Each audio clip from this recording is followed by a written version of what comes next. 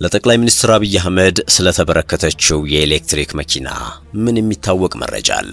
እንመለከተዋለን። ጄኔራል ታደሰ ወረደና ዶክተር ደብረጽዮን ገብረ ሚካኤል በመቀሌ ያሰሙት ንግግር አስደንጋጭ ነው እየተባለ ይገኛል። ሁለቱም ትዕግስታችን አልቋል፣ ዝም ብለን አንቀመጥም ብለዋል።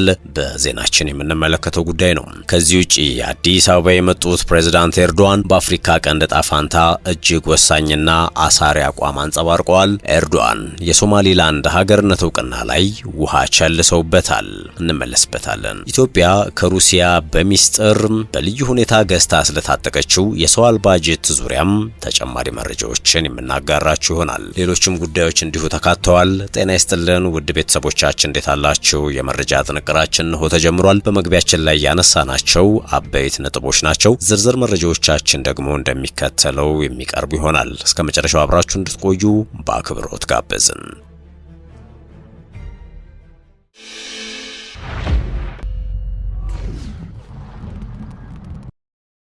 ወደ ቀዳሚ ጉዳያችን እናምራ።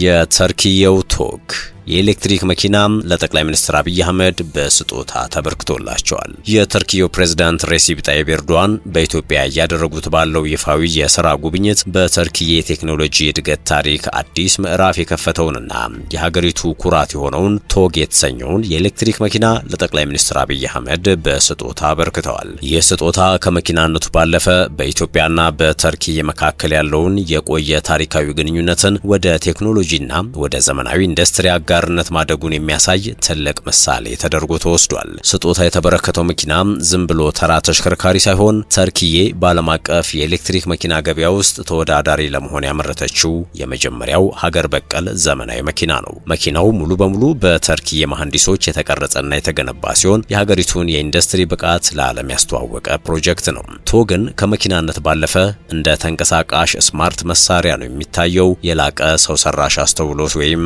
ኤአይ ቴክኖሎጂና የኢንተርኔት ግንኙነት ስርዓትም የተገጠመለት ነው። ሙሉ በሙሉ በኤሌክትሪክ የሚሰራ በመሆኑ ልክ እንደ ኢትዮጵያ አረንጓዴ ልማትንና የታዳሽ ኃይል አጠቃቀምን ለሚያበረታቱ ሀገራትም ተመራጭ ያደርገዋል። የመኪናው ውጫዊ ገጽታ የተርኪየን ባህላዊ ቅርሶች ለምሳሌ የቱሊፕ አበባን እንዲሁም ከዘመናዊ ምቾት ጋር አጣምሮ የያዘ ውበት አለው ተብሏል። ፕሬዝዳንት ኤርዶዋን ይህንን መኪና ለወዳጅ ሀገራት መሪዎች በስጦታ መስጠታቸው የተርኪየን የቴክኖሎጂ አጋርነት ፍላጎትን ያሳያል ነው የተባለው። ከዚሁ ጋር በተያያዘ የተርኪየ ፕሬዝዳንት ሬሲፕ ጣይብ ኤርዶዋን ከጠቅላይ ሚኒስትር አብይ አህመድ ጋር በሰጡት መግለጫ ቀጠናዊ ጉዳዮችን በማንሳት አጽንኦት ሰጥተዋል። እስራኤል ለሶማሊላንድ እውቅና መስጠቷ ሶማሊላንድም ሆነ የአፍሪካ ቀንድን እንደማይጠቅም በድጋሚ ላረጋግጥ እወዳለሁ ብለዋል። ቀጠናው ተጨማሪ ግጭቶችን ማስተናገድ እንደሌለበት ያሳሰቡት ኤርዶዋን የአፍሪካ ቀንድ የውጭ ኃይሎች የትግል አውድማ መሆን የለበትም፣ የቀጠናው ሀገራት ችግሮቻቸውን በራሳቸው መፍታት አለባቸው ብለን እናምናለን ሲሉ ተናግረዋል። በቅርቡ በኢትዮጵያና በሶማሊያ መካከል የተፈጠረውን ውጥረት ለማለዘብ የተርኪየን የሽምግልና ጥረት አንስተው ሁለቱም ወገኖች በዚህ ሂደት ላሳዩት አቋም ምስጋና አቅርበዋል። ፕሬዝዳንት ኤርዶዋን በመግለጫው የኢኮኖሚ ጉዳይንም አንስተዋል። በአሁኑ ወቅት ከ200 በላይ የቱርክ ኩባንያዎች በኢትዮጵያ ውስጥ በ2.5 ቢሊዮን ዶላር የሚገመት ኢንቨስትመንትን እያንቀሳቀሱ እንደሚገኙና ለ20 ሺህ ኢትዮጵያውያን የስራ ዕድል መፍጠራቸውን ተናግረዋል። የንግድ ልውውጣችንን ከ1 ቢሊዮን ዶላር በላይ ለማድረስ በሁሉም መስክ ስራዎቻችንን እናሰፋለን ያሉ ሲሆን ትብብሩም በባቡር፣ በትራንስፖርት መሰረተ ልማት፣ በፋብሪካዎች፣ በቱሪዝምና በኃይል ማስተላለፊያ መስመሮች ላይ ተጠናክሮ እንደሚቀጥል አረጋግጠዋል። ኢትዮጵያ በእስልምና ውስጥ ያላትን ከፍተኛ ቦታ የጠቀሱት ፕሬዝዳንቱ የአልነጃሺን መስጂድ እድሳትን በማንሳት ከኢትዮጵያ ጋር ያለውን ጥንታዊ የባህልና የኢኮኖሚ ትስስር ይበልጥ ለማጠናከር ቃል ገብተዋል።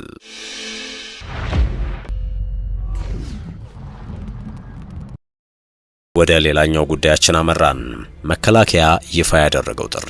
ከዚህ በፊት የመከላከያ ሰራዊት አባል የነበሩ ዜጎች ሰራዊቱን በድጋሚ እንዲቀላቀሉ ጥሪ ቀርቦላቸዋል። ከዚህ ቀደም የመከላከያ ሰራዊት አባል የነበሩና ወደ ሰራዊቱ መመለስ ለሚፈልጉ ዜጎች ጥሪ ቀርቧል። የመከላከያ ሚኒስቴር ባወጣው ማስታወቂያ ካሁን በፊት የመከላከያ ሰራዊት አባል የነበሩ በተለያየ ምክንያት ከሰራዊቱ የወጡና ተመልሶ ሰራዊቱን ለማገልገል ፍላጎትና ቁጭት እያላቸው እስካሁን የመመለስ ዕድል ያላገኙ አባላትን መመዝገብ ይፈልጋሉ ብሏል። ሚኒስትሩ ጥሪ ያደረገላቸው የቀድሞ የቀድሞ የሰራዊቱ አባላት ከ2015 ዓ.ም ጀምሮ ተቋሙ ሳያሰናብታቸው በራሳቸው ጊዜ የወጡ ዜጎችን ነው። በሀገር አቀፍ ደረጃ የተደረገው ጥሪ አሁን ካለው ወቅታዊ ሁኔታ በመነሳት ጽንፈኞች የሆኑት ፋኖና ሸኔ አባል አለመሆናቸው አንዱ መስፈርት ነው ሲል መከላከያ ሰራዊት አስቀምጧል። በተጨማሪም በማንኛውም ጸረ ህዝብ ተግባር ያልተሳተፉና ከፖለቲካ ድርጅት ወገንተኛነት ነጻ የሆኑ ዜጎች መመዝገብ ይችላሉም ብሏል። በአዲስ አበባ የሚገኙ የቀድሞ አባላት አምባሳደር አካባቢ በሚገኘው የመከላከያ ብሔራዊ ተጠባባቂ ኃይል ማደራጃና ማስተባበሪያ ቢሮ መመዝገብ እንደሚችሉ ተገልጿል። በክልል የሚገኙት ደግሞ የዞን የወረዳ አስተዳደር ጸጥታ ቢሮ አሊያም ሚሊሻ ጽሕፈት ቤት ምዝገባ ማድረግ ይችላሉ መባሉን ተመልክተናል። የመከላከያ ሚኒስቴር ምዝገባውን የፈጸሙ የምልስ ሰራዊት አባላት ወደ ማሰልጠኛ ማዕከላት የሚጓዙበትና የሚገቡበትን ቀን ገልጻለሁ ሲል ነው በአሰራጨው የቅጥር ማስታወቂያ ላይ የገለጸው። የመረጃ ጥንቅራችን እንደቀጠለው ነው። የተከበራቸው የሸገር ታይምስ ቤተሰቦች ጄኔራል ታደሰ ወረደና ዶክተር ደብረጽዮን ገብረ ሚካኤል በመቀሌ ያሰሙት ንግግር አስደንጋጭ ነው እየተባለ ነው። ሁለቱም ትዕግስታችን አልቋል፣ ዝም ብለን አንቀመጥም ብለዋል። በምርጫ ቦርድ የተሰረዘው ህወሓት የተመሰረተበትን 51ኛ ዓመትን ማለትም የካቲት 11 በዓልን ምክንያት በማድረግ የካቲት 10 ቀን 2018 ዓ.ም ምሽት በመቀለ ከተማ በሚገኘው የሰማዕታት መታሰቢያ ሐውልት ስር የአበባ ጉንጉን የማስቀመጥና የሻማ ማብራት ስነ ስርዓት ተከናውኖ ነበር። በዚሁ መርሃ ግብር ላይ የተገኙት የጊዜያዊ አስተዳደሩ ፕሬዝዳንት ሌተናንት ጀነራል ታደሰ ወረደና የህወሓት ሊቀመንበር ዶክተር ደብረጽዮን ገብረ ሚካኤል በትግራይ ወቅታዊ ሁኔታ ዙሪያ ሲናገሩ ተደምጠዋል። የጊዜያዊ አስተዳደሩ ፕሬዝዳንት ሌተናንት ጀነራል ታደሰ ወረደ በትግራይ ህዝብ ላይ የደረሰውን የጦርነት ጠባሳ በማስታወስ ንግግራቸውን የጀመሩ ሲሆን ቀሪ ጥያቄዎች በሰላም እንዲፈቱ ያላቸውን ጽኑ ፍላጎት ገልጸዋል። ተፈናቃዮችን መመለስና የትግራይን ጊዜያዊ አንድነት ማረጋገጥ ህጋዊ ፍትሃዊና ብሔራዊ የትግራይ ህዝብ ጥያቄዎች ናቸው ብለዋል። እነዚህን ጥያቄዎች በፖለቲካዊ ውይይት ለመፍታት አስተዳደራቸው የሚችለውን ሁሉ እንደሚያደርግ ተናግረዋል። ባለፈው ጦርነት ከባድ ውድመት ደርሶብናል ያሉት ፕሬዝዳንቱ ተጨማሪ መስዋዕትነትና የአካል ጉዳት ሳይከተል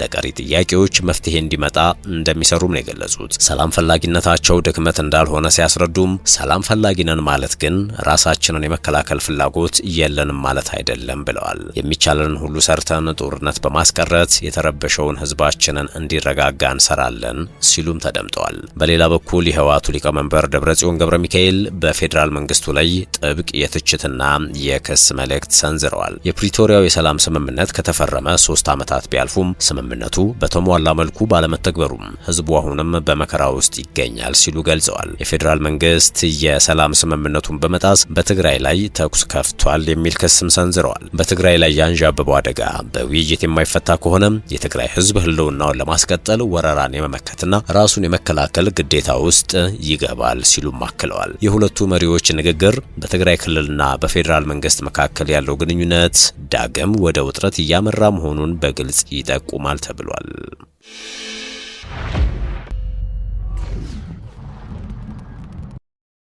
በመጨረሻም ኢትዮጵያ ኦሪዮን የተባለውን የሩሲያ ሰራሽ ድሮን መታጠቋ ይፋ ሆኗል። ሩሲያ ሰራሹ ድሮን መካከለኛ ከፍታ፣ ረጅምና ጫናን መቋቋም የሚችል እንደሆነም ተነግሯል። ይህ ድሮን ለረጅም ጊዜ በቅኝት ክትትልና ያልተዛነፈ ኢላማ መችነቱ ወደር የማይገኝለት የተባለ ሰው አልባ ድሮን ነው። ይህንን የሚያገኘች የመጀመሪያዋ ሀገር ያደርጋታል ኢትዮጵያ። በሩሲያ ለኤክስፖርት ገበያ ብቻ ተብሎ የተሰራው ይህ የኦሪዮን ድሮን በመካከለኛ ከፍታ ላይ ለረጅም ጊዜ መስራት እንደሚችል የተገለጸ ሲሆን የላቀ የስለላ የመረጃ ስብሰባና የውጊያ አቅምንም የሚያጎናጽፍ እንደሆነ ተነግሯል። ኢትዮጵያ ይህን ስርዓት ማግኘቷ የመከላከያ ኃይሎቿን ዘመናዊ ለማድረግ የአየር ላይ ክትትል አቅምን ለማሳደግና በተራቀቀ የድሮን ቴክኖሎጂ አማካኝነት በክልል ውስጥ ስትራቴጂካዊ ወታደራዊ ቦታዋን ለማጠናከር ትልቅ እርምጃ ይሆንላታል ተብሏል። ውድ ቤተሰቦቻችን የመረጃ ጥንቅራችን የተከታተላችሁትን ይመስል ነበረ። አብራችሁን ስላላችሁ ከልብ እናመሰግናለን። በያላችሁበት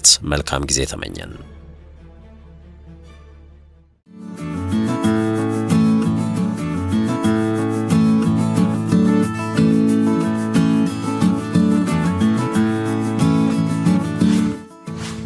ሸገር ታይምስ ሚዲያን ሰብስክራይብ በማድረግና ደወሉን በመጫን ይከተሉን።